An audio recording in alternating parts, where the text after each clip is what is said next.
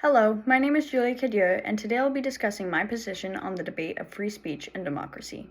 Free speech is essential for liberal democracy. Without it, people can't challenge governments or large corporations and abate their opinions. A quote from the Canadian Charter of Rights, Sections 2B, supports this by saying everyone has the following fundamental freedoms: freedom of thought, belief, opinion, expression, including freedom of press and other forms of media communication. But I don't think free speech should be completely unlimited. In fact, by law, it has limitations. Therefore, allowing all forms of speech doesn't properly reflect what free speech is. People often mistake these limitations as a free speech crisis, but that is a myth. Free speech has always had limitations. To be able to say whatever you want to whoever you want can turn into hate speech. Words can cause real harm, whether online or in public, especially when they target marginalized groups of people. Supporting that the free speech crisis is a myth is a quote from The Guardian discussing that a wide cross-section of Americans experience online abuse, but that the majority was directed towards minorities, with a quarter of Black Americans saying they have been attacked online due to race or ethnicity, and that the vast majority of this abuse goes unpunished, and yet somehow conventional wisdom is that free speech is under assault.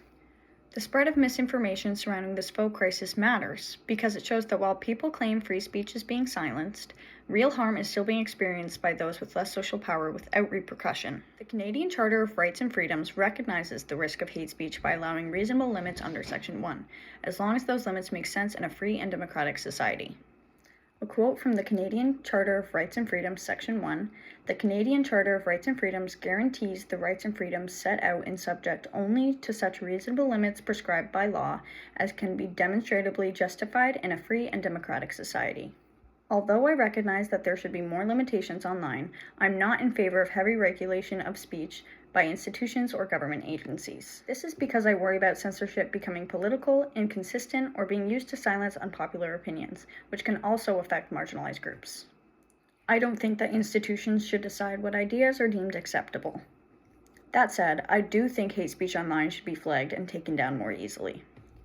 Canada does recognize this through the Criminal Code.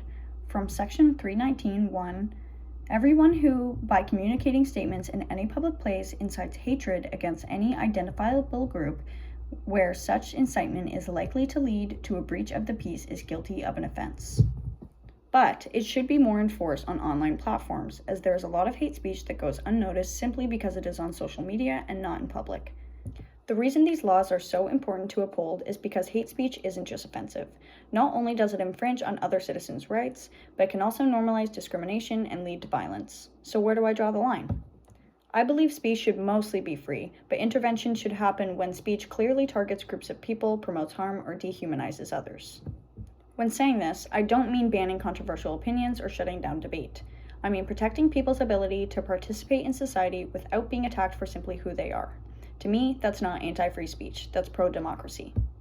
As stated by the United Nations Secretary General Antonio Guterres in May 2019, addressing hate speech does not mean limiting or prohibiting freedom of speech. It means keeping hate speech from escalating into something more dangerous, particularly incitement to discrimination, hostility, and violence, which is prohibited under international law. As that statement shows, the purpose isn't to silence debate, but to prevent free speech from escalating into discrimination, hostility, or violence that undermines both dignity and social stability. Honestly, I'm open to changing my mind as I learn more about this issue, but right now, I believe the goal isn't perfect freedom or perfect control. It's balance. Thank you for watching, and I appreciate the opportunity to share my opinion on this topic.